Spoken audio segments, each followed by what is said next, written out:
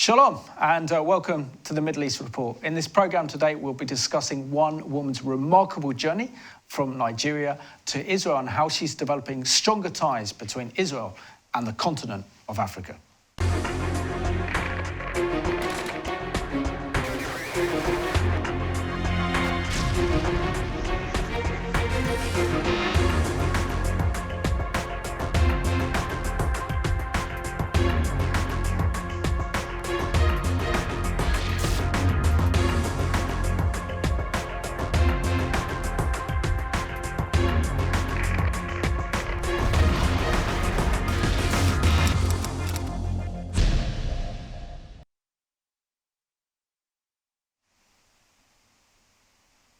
Warm welcome to the programme, and we have a very special guest all the way from Israel. Name is Tobi Cohen, originally from Nigeria. So warm welcome to the Middle East Report. Thank you, Simon. It's a pleasure. Thank you for having me here. Welcome, but for our viewers, can you just say your full name, because I'm struggling with Nigerian names. Well, my name is Tobi Cohen, and recently Love. And Toby, you've got an absolutely remarkable story to share with us today. So we'll start. You were born in Kano in Nigeria in 1992. So can you share with us what life was like growing up for you? Because your mother is a Nigerian Christian and your father is Israeli and Jewish, with that African blend as well. So share with us what your childhood was like growing up in Nigeria. Well, I had a very delightful childhood, I was brought up in a home that was very loving, a lot of friends, family. Even though my father's side of the family was all the way in Israel, I still had a lot of love and support from them. So I was very family-oriented growing up. And throughout my years, up until the age of 16, I was under the umbrella of my mom and my dad, and they were teaching me values, preparing me for the life and the journey that I was about to make at the age of 16. Amazing. But can you share a little bit about what it was like growing up in Nigeria in the 90s? Because many of the places that you've lived in Nigeria, in the north in particular, is a very hostile towards Christians, and there's been huge amounts of persecutions against the Christian community. Well, I remember from my college, first of all, it was at this particular time a very volatile state. Let's not forget that Nigeria had gone through a series of coup d'etats, and especially in Kano, which is, as you mentioned, in the northern side of Nigeria, it was very volatile because you have a predominantly Muslim population with obviously a Christian, I wouldn't say minority, but a Christian presence. I think in the end of the day, from my recalling, they got along to a fair level. But yes, those things were very much present in the society, the divides, the religious divides, the cultural divides. We were there until the year 2000, until which we moved to Abuja, which is now the capital of Nigeria. So you have a very different type of demographic in Abuja, actually. And what was it like celebrating both Jewish feasts and Christian feasts in your household? Oh, it was give us an example, because, It was amazing. I would give you, obviously, Christmas and Hanukkah, because it's very relevant. We're very close to it. On one hand, you have a lot of festivities for the Christian sides, but then you also have a very intimate gathering of our family friends, our Israeli Jewish family friends. And it was just an amazing period. I mean, I carried that with me today, even in my family, to celebrate and to honor both religions and, and both festivities. So I got the best of both worlds, actually. Very good. And what was it that made you, at the age of 16, that you wanted to make Aliyah to Israel? What was that key decision that you thought, right, I need to go? Well, Simon, it was a mix of two things. Actually, my dad, he's a very, very deep, he's a Zionist, he loves Israel. And even though he left, Israel for, business and to further his career, he still kept Israel very close at heart. And so I would always be told and reminded and, told that I was to go to the army when I would become of age, that is 18, because 18 is the age that you draft into the army. So I always had some kind of awareness that I would go into the army, but it was, something very far. And towards the end of high school, it started to be more, actualized.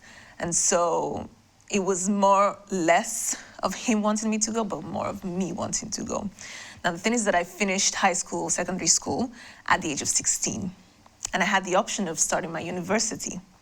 But then I came to the decision one day. I sat my dad down. I was like, listen, I want to go now because I want to learn the culture. I want to adapt to the culture. And even though I have about 2 years until I'm drafted, I would like to go. But he's like, you'd have to go on your own because we can't just live our life now and go over to Israel. And I was like, fine, then I'll go on my own. So describe, it's always special, everyone's kind of first visit to Israel. So can you describe for us what your first impressions of Israel, when you're on that plane from Nigeria, landing at Ben Gurion Airport, what was it like being in the Promised Land? Well, I've been visiting Israel since a very young age. So I have a very young memory, very, very, very young memory of Israel. I would say it was always the airport itself. Because inside the Ben Gurion Airport, it already gave you, I would call it vibes of what you would see and what you were taught in school about, the Holy Land. It was just very welcoming, very refreshing.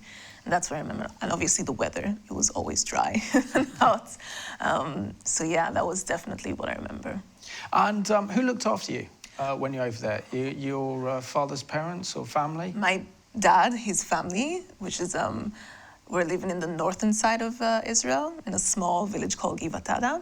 And my grandmother actually really took care of me within these years. And, she just took over. What would you find was the major cultural difference from Nigeria coming there's a lot. There's a lot of culture there. I wouldn't even know where to begin.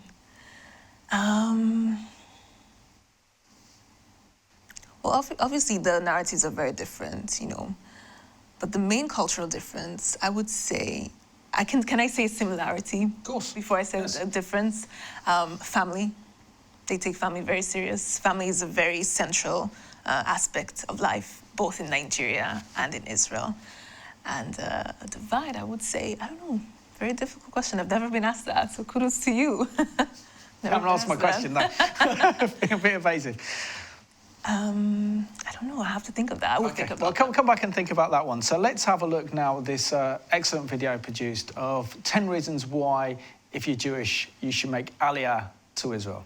10 reasons why to make Aliyah. Israel is our home, the only real home we have. Only here can one feel really at home, surrounded by millions of brothers and sisters living amongst your nation, where Jews feel love and responsibility towards one another, no matter how big your house looks.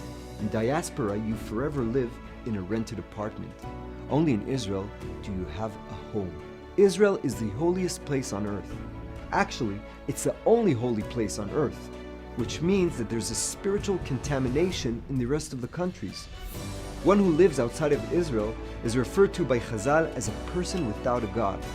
The only place where mitzvot really count is in Israel. Although halachically a Jew must keep all mitzvot in diaspora, the real true spiritual significance of them are when they are done in Israel. We are now living in one of the most historical and exciting times that the world has ever known. The prophecies that were written 2,500 years ago are being fulfilled in front of our eyes against all odds. The Jewish nation is being rebuilt. Millions of Jews returning from diaspora, and we're seeing day by day how our longed-for future is becoming a reality. Do you want to be part of this historical era? This is your chance to make a difference, to take the challenge we all have to continue writing our story. Every Jew that sets foot on Israel to stay changes the spiritual status and brings the Geula one step closer. There is immense significance to the presence of all Jews in Israel, and we're approaching a meaningful milestone that changes the spiritual and halachic reality where more than half of the Jews in the world are living in Israel. Every Jew counts and directly brings forth the reality that we're all waiting for. The only purpose of a Jew is to be in Israel. God took us out of Egypt with one destination, Israel. Being in diaspora was a punishment, and it still is, but it's over. Now we're back on the original track. We need to be in Israel. Our roots are here.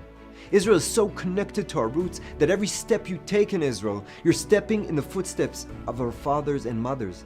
Every place you go, you're in the scene of a breathtaking biblical story which occurred exactly where you're standing. The humanity-changing morals that the Jews have brought to the world originated from here. And from here, our quest goes on to make the world a better place. Statistics show that assimilation is at some places over 80%. You may think it won't happen to you, but eventually it just does. Jews who stay in diaspora are likely to wipe out their Jewish heritage in 1 or 2 generations, meaning your grandchildren may very likely not be Jewish. Jews have been hated and slaughtered for decades. The hate never stops and will never stop. The Holocaust wasn't a horrifying legend that took place thousands of years ago. It was tens of years ago. Anti-Semitism is alive and killing over the world, with no army to defend the Jews apart from in our real homeland, Israel. Let's face it, if you won't be assimilated, you'll probably make Aliyah sometime. Maybe in 20 years, maybe in 50. It's not easy to make Aliyah, but you can take the challenge and save the difficulties from your kids and grandchildren. If they are Israeli born, they will naturally grow up into their homeland, fully grown in the culture and language. Do it now and give them a gift worth more than all the money in the world. All of the above are really just nice excuses, because when you really love a woman, you don't need 10 reasons to explain it. You just love her. I know various Jews in various countries all over the world. They know these facts. They want to make Aliyah, but they just don't, because you have to make the move, or else it never happens. It's not easy, but you know that your people will be there to support. There are special rights and benefits to make it easier for you, but above all, the total clarity and assurance that you're doing the right thing. There you go, those 10 reasons to make Aliyah to Israel, in which Toby had the bravery and the courage to do so. How important is Aliyah to Israel, and how does Israeli society and the Israeli government help you to prepare for life living in Israel? Well, I think that if a person comes to the decision, or a family comes to the decision that they want to make Aliyah, it's not an easy decision at all. But I think it goes beyond that decision of making Aliyah. There is also the decision to stay in Israel and stay committed. I think that's an even more difficult decision to make, because it's a challenge, definitely. You're moving to a different country, a different culture. But I think that the government does a very good job, fairly good job, at making the process before the Aliyah, into the Aliyah, and even sometimes after the Aliyah, as smooth as possible. And if you're someone who's making Aliyah, just as I did, for the purpose of doing the army and just going right into the army, then the IDF definitely helps in the highest level of making your process of simulation, as easy as possible. So in 2011, when you turned 18, you signed up, or had to sign up, to join the Israeli Defense Force. Can you share what your first experience was of being in the Israeli army? Wow, I remember the first day, actually. It was a very nerve-wracking day. My father had flown in from Nigeria. He had to take me to the place where you were supposed to be drafted into. And it was very nerve-wracking because, they have a thing of making the first day, the worst nightmare that you could possibly have. And they would, scream at you and make you feel like you're in the army. And you come by yourself most of the time. And so you either have to make friends quickly or just, deal with it on your own. But yes, I remember that the first day. But actually, I enjoyed my period of being in the army. I enjoyed that first period, and I enjoyed my entire period. It was an experience that I was going to live every single day. And you were assigned to the Home Front Command.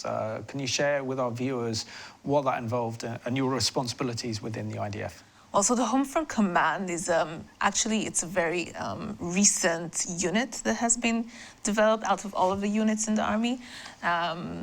It has to do with civilian protection, because as you know, there's a fair amount of threats of rocket attacks on Israel in the last few years.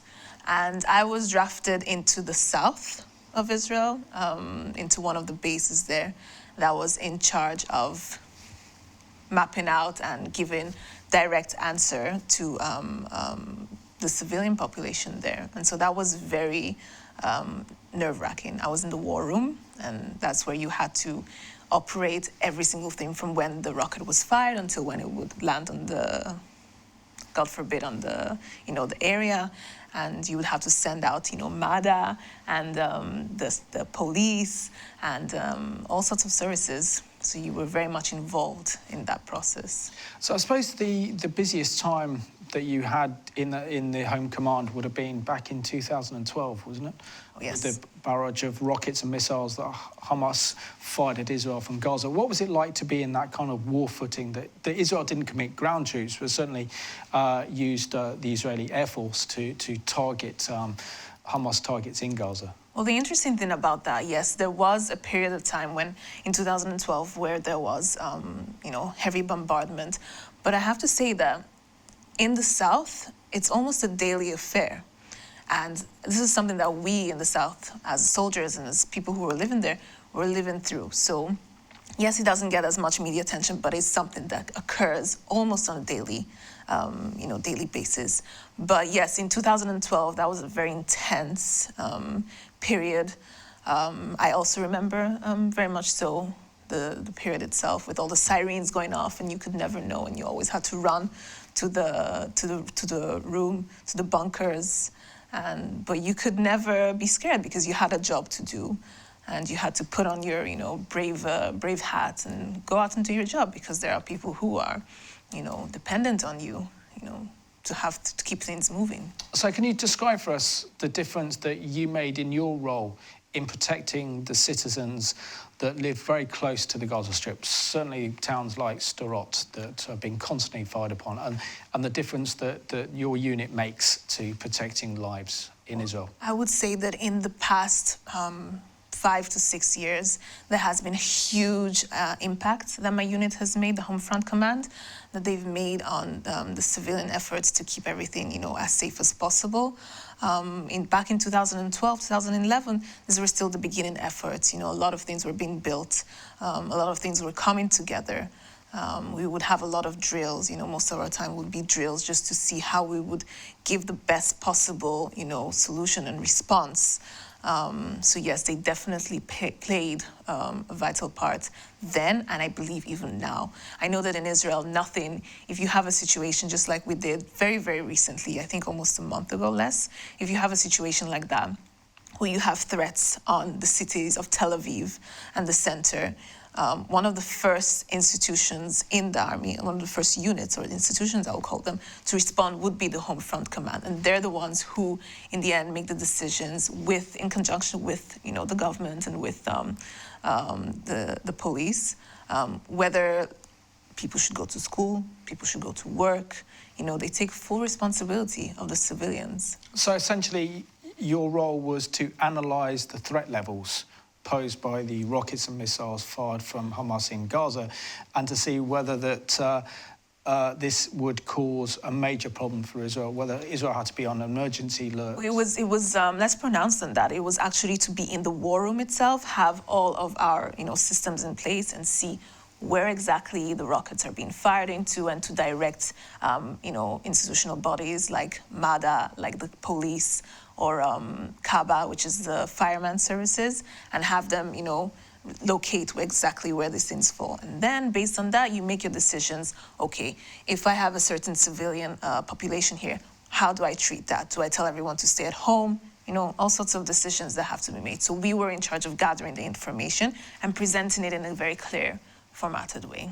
So let's have a look at this really good video now that looks at the role that the Jewish Agency plays in helping lone soldiers or those who have made Aliyah to Israel integrate within Israeli society, and in particular, the Israeli Defense Force.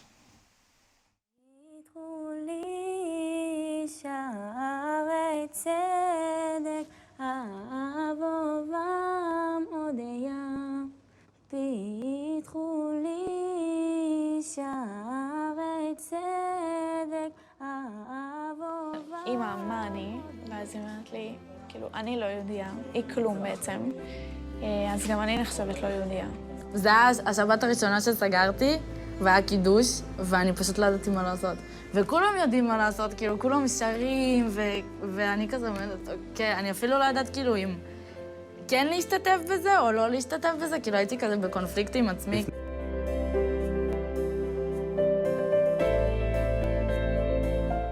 והם שטופי אבק וצרוכי שפתיים, והם לוחשים, אם אשכחך ירושלים. אם יש לי דבר שהוא הכי חווייתי לי מהקורס הזה, זה סיור הזה בירושלים. והייתה לי תחושה כזה של איזה עם מאוחד אנחנו. עכשיו אני באמת מרגישה חלק, פשוט אנחנו ולא הם או אני. צנחנים נוגעים בכותל, ומה קורה להם? הם מתחילים לבכות. איזו מבוכה. למה הצנחנים בוכים בכותל? אני מתרגש כל פעם מחדש להיות פה, כי במקום הזה גם נשבעתי לצבא, ואם סבא רבא שלי היה רואה אותי פה, הוא בטח היה בוכה, רואה אותי פה במיוחד עם מדים של צה"ל. אני חיה את החיים בידיעה שאני ישראלית. את הזהות היהודית שלי עוד לא גיבשתי, גם בגלל זה הגעתי לפה בשביל שאני אוכל קצת לדעת ולכוון את עצמי מי אני ולאן אני הולכת. חייל בצבא ההגנה לישראל עומד, שר את התקווה. נלחם למען מדינה יהודית דמוקרטית, והוא לא מרגיש שייך. הוא לא מרגיש, הוא לא יודע, הוא לא חלק. יצא גם להיות קצת במבצעים, צוק איתן, עמוד ענן שבסוף לא נכנסנו, שובו אחים. גם כשהיית שם, אז לפעמים היה לך את הרגעי משבר האלה, זה נבע גם מסוג של דבר כזה שדי לא הכרת עד הסוף את ההיסטוריה. זאת אומרת, אם אין לך היסטוריה ולא הבנת למה אתה עושה את זה עד עכשיו, אז יותר קשה לך. אף פעם לא חשבתי שאני ארגיש מחוברת ליהדות. ועכשיו גיליתי את היהדות בצד אחר, גיליתי את היהדות בצד שהוא הולך איתך לחיים. קורס נתיב תורם תרומה מאוד משמעותית לחוסן החברתי של מדינת ישראל. הוא מייצר חיבור למי שלא נולד כאן ולא קיבל את זה מבטן ומלידה, למדינת ישראל, לעם ישראל ולארץ ישראל. החשיבות של זה לחוסן שלנו בעתיד גדולה מאוד.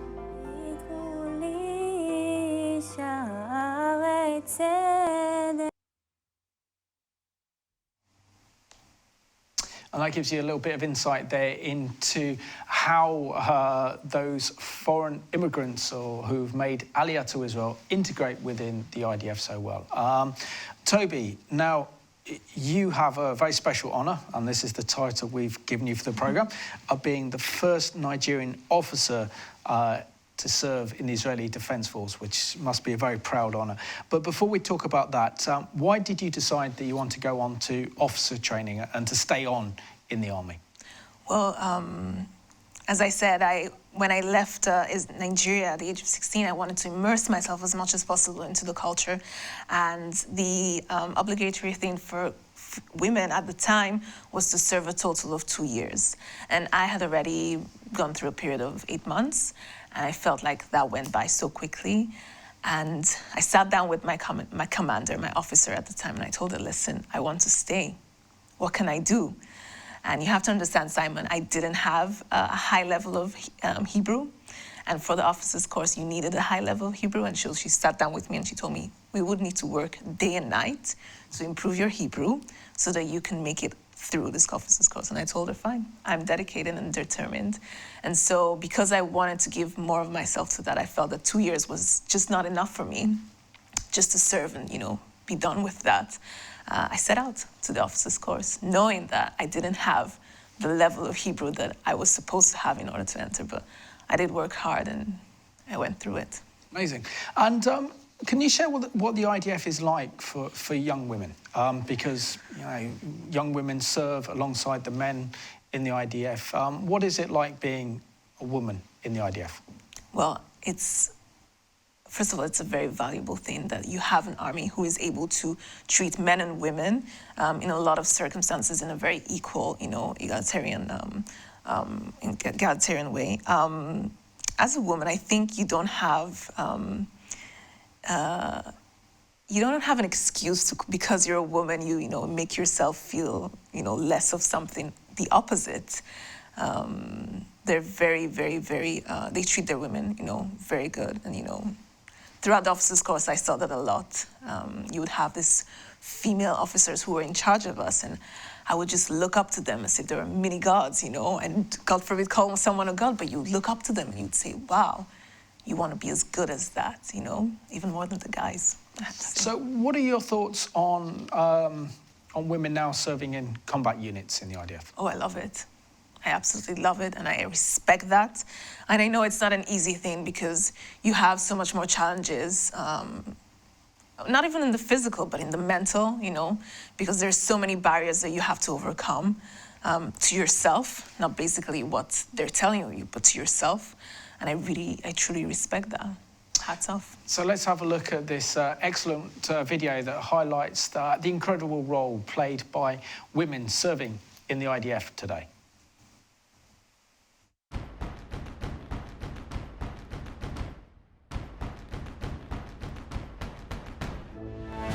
I'm an officer in the intelligence field. I'm based on the border near Egypt. I'm the commander of the CAC and responsible of the radar systems in Eilat area in the Navy. I am a commander in Iron Dome Battery in the north of Israel. I'm a fighter navigator and fly on the F-16B. Since I was a kid, I wanted to be a combat soldier. I think it's the best job for me. When my big sister got into the Navy, I saw her and knew that's what I wanted to do. Both of my parents served in the Israeli Defense Force. My mother served over 25 years, and she actually retired 3 days after I began my military service. At the age of 17, I had a flight over Israel, and I fell in love with the airplane, and then I decided to be a pilot. I come from Peru. I am a lone soldier. Lone soldier is someone that family is not here in the Israel. It's hard. I miss my family. In my job, when you face something in the field, it doesn't matter if you're a woman or a man. We do the same job. It is amazing that 20 years ago there wasn't even one female pilot, but today we have dozens. We do the same missions, we do the same training. The Israeli Navy gives an equal opportunities to male and women. I have 70 soldiers and 6 officers under my responsibility. I'm proud to be an officer in IDF, to be here to protect my country, our country, to protect Jews in the world. I'm very proud to serve in the Iron Dome Battery because I know that with us, Israel is more protected. I am very proud to be a fighter navigator in the Israeli Air Force. I know that what we do is very important and necessary for the safety of Israel and the Jews around the world. I think that serve and protect Israel is both a duty and a privilege. It's amazing to get up every morning and know that this people is here, live their life because of you. Makes me happy.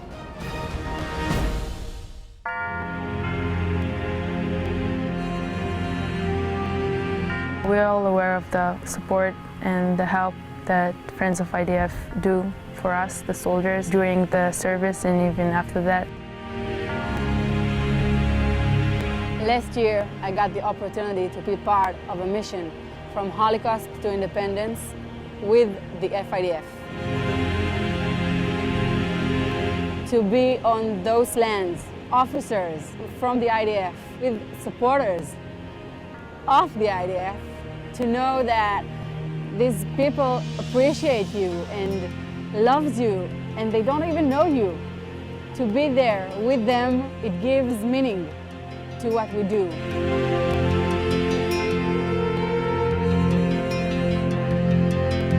It is very nice to know that people from Miami, which is very far from here, think about us and care about us. FIDF Miami, in my words, amo todo lo que hacen por nosotros los soldados. Knowing that people in Miami appreciate what you do as a woman gives you power to continue what you do even if it's not that easy. I'm already 7 years in the Army, and my future plans are to stay in the Army because I really believe that what we do, it's the most important thing to do, and that is to make sure that Israel is safe.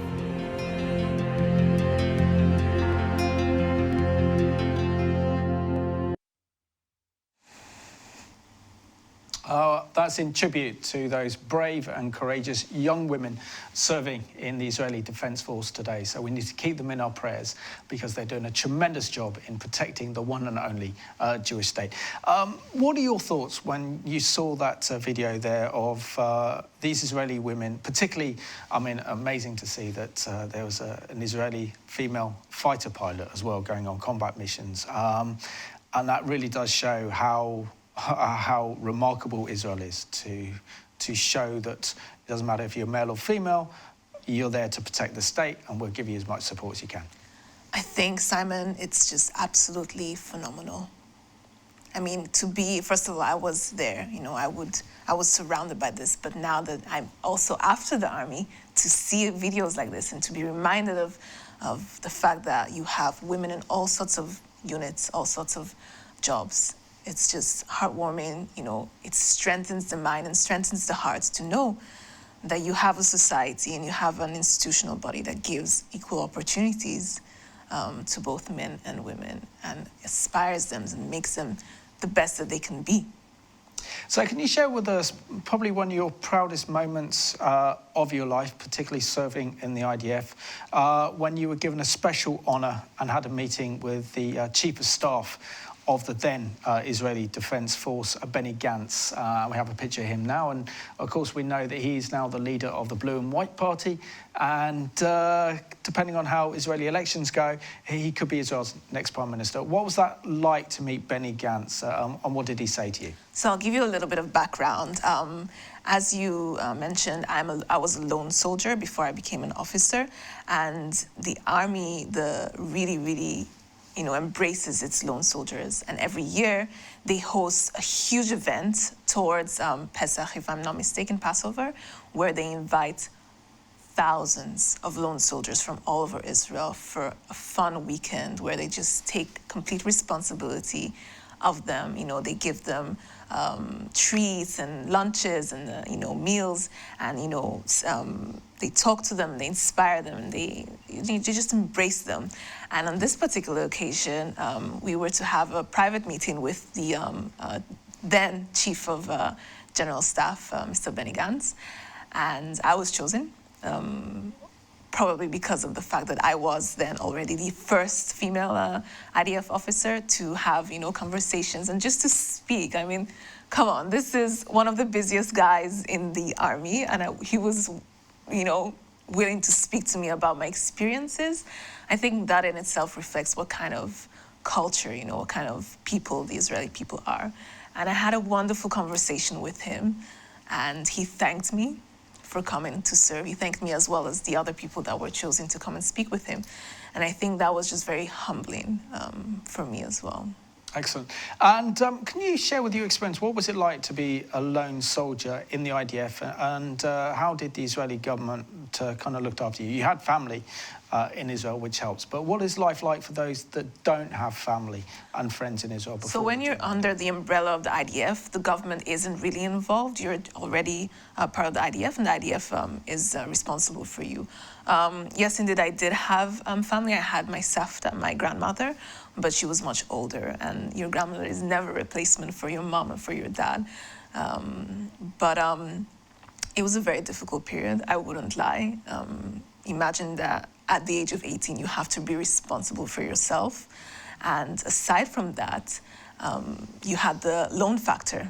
So what many lone soldiers do that I know of is that instead of going home on the weekends, they would rather stay in the base and take over shifts for, watching the base and everything, because they didn't really have a home, and a family to go back to. So one of the ways that the IDF would help is that if you didn't have a family in Israel, they would arrange for a family to host you for the weekend or for the holidays, or if you're on base, they would host you as well, as much as they could. But yeah, the lone factor, hence lone soldier, I think it's one of the most predominant things for anyone who makes that decision and comes and does it by themselves. But I must say, there's a huge support system from the IDF. They even sometimes sponsor your trips back home. I've heard of so many cases where they surprised the lone soldiers and brought their family to Israel to come and meet them. So in that case, I think the Army does an excellent job of giving you that support system that you would need. Yeah. So in 2017, you left the Army and you completed your BA from the Herzliya Interdisciplinary Centre in Herzliya, which is very renowned for being excellent on security issues and international relations, and you gained a BA in international relations government and international relations. Mm-hmm. Why did you decide that you wanted to do a degree in international studies?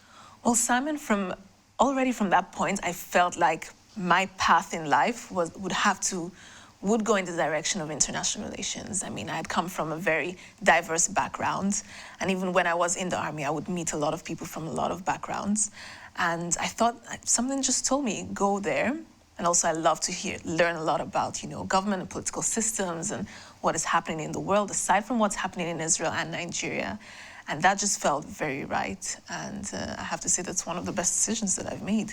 Excellent. And you spent a year in the Knesset. And the Knesset is without doubt a lively place.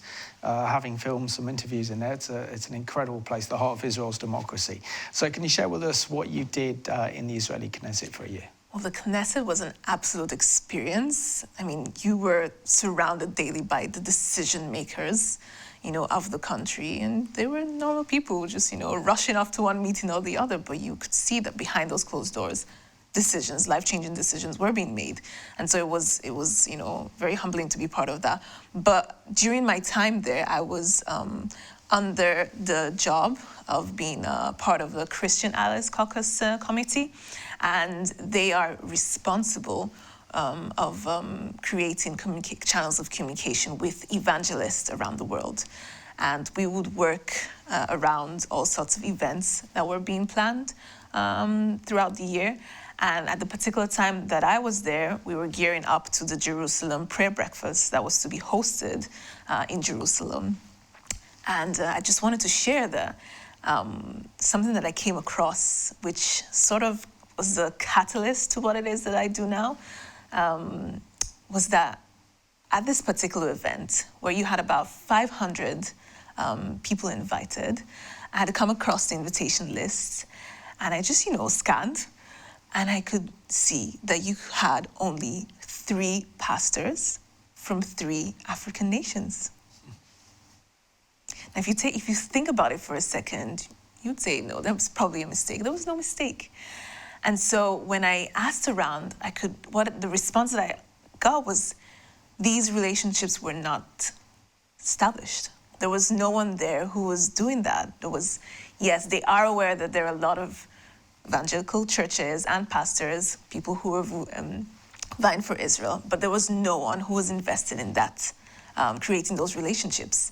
And so even though it was too late for that Jerusalem prayer breakfast meeting, I had set about a task to compile a list, a very long one, of evangelical churches and pastors all over Africa, of course from Nigeria.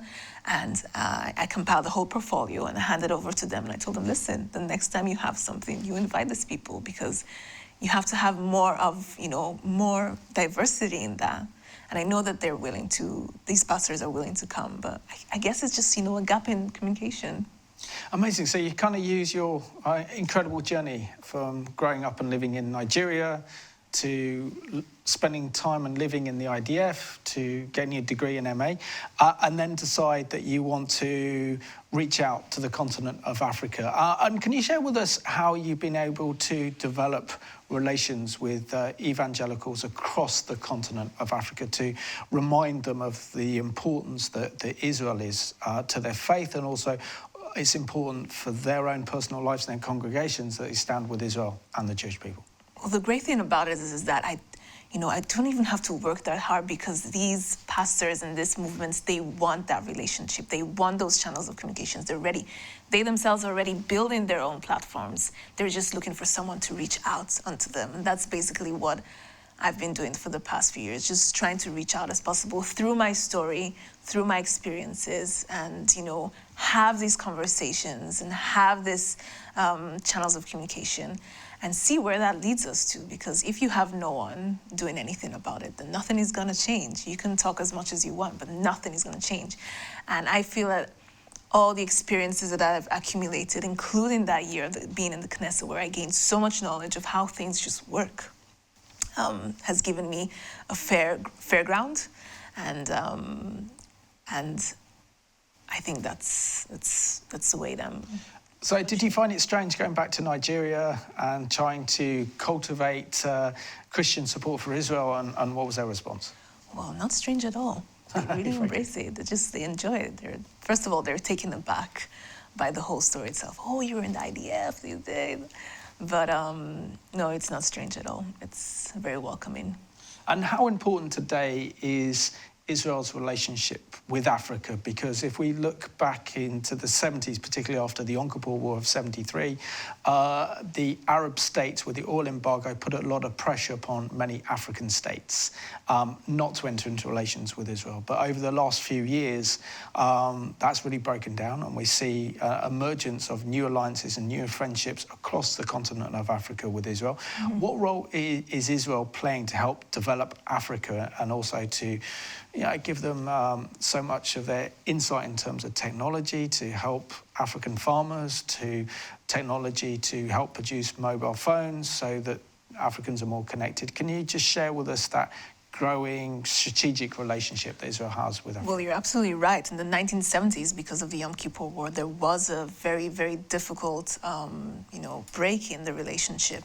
But I think in recent years, actually, there has been a lot of effort to heal those relationships. And I know that Netanyahu himself has visited both East and West Africa on a number of occasions, and he's very intent on his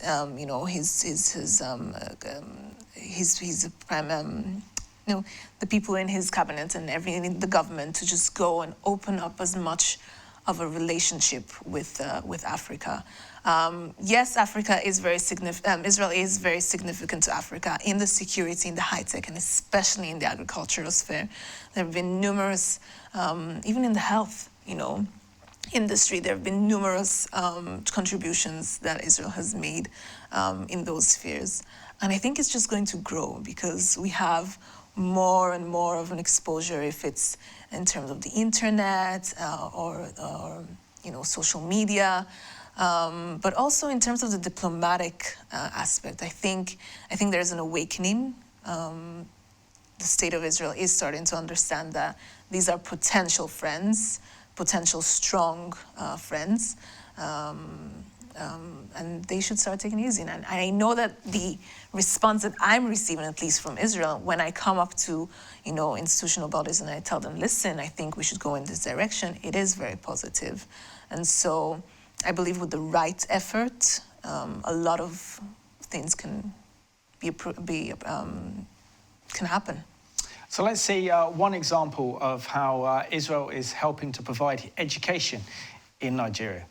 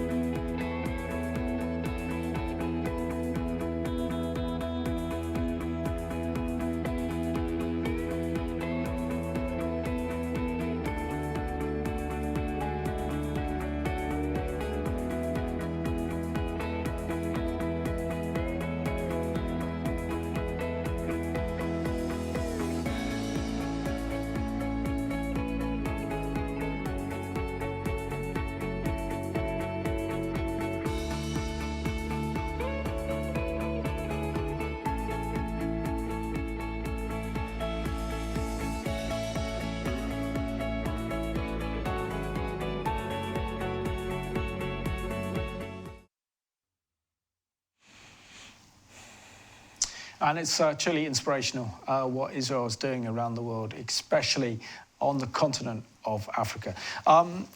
Toby, one thing the more you connect with Israel, the more you connect with Jewish people, the more you see the heart of Israelis. And that's always been to help other people, to look at those who are disadvantaged and improve their well-being and their life. And sharing that heart, I think, is what the Israelis have that is incredibly special. And they just want to improve people's lives. So of course, in the field of agriculture, helping to provide clean water, to use the Israeli technological know-how, which benefits the nation of Israel, but they don't want to keep it there because they want to be a light unto the nations. As an Israeli, what is your impression, and what do you think when Israel reaches out to Africans and to try and improve the poverty, to improve food production, to make life so much better for ordinary Africans? Well, the answer to that, I think, is you just need to look at history. I mean, the Jewish people, in the past were persecuted. They didn't really have anything else except for the Jewish state. Of course, they had allies and everything, but I think that resided in their, mentality and their culture. And it's definitely something that's very admirable about a people. No one asked them to do that. Also, what's quite remarkable as well is that this is a personal passion. As of the recording of this program, the current Israeli Prime Minister Benjamin Netanyahu to reach out to African states and to build those relationships with African states so they can stand with Israel in the UN and they can benefit from Israel politically, economically and diplomatically. Why do you think he's decided to do this over the last couple of years? I think his big African summit was back in 2017. Well, you just have to look at the situation, I think, across Europe. And anyone who looks at that can understand that there are a lot of changes happening. What would be considered as previously, very strong allies could possibly in the very near future, So I would think that you would, have as much friends as possible. That would be in your best interest, definitely. And you see the continent of Africa merging within the next 10 to 20 years. I mean, if you consider the incredible natural resources that there are in Africa, that Africa as a continent can really be a major player on the world stage in the next coming decades. Definitely. Most definitely. I see movements towards that being made today. I follow as much as I can.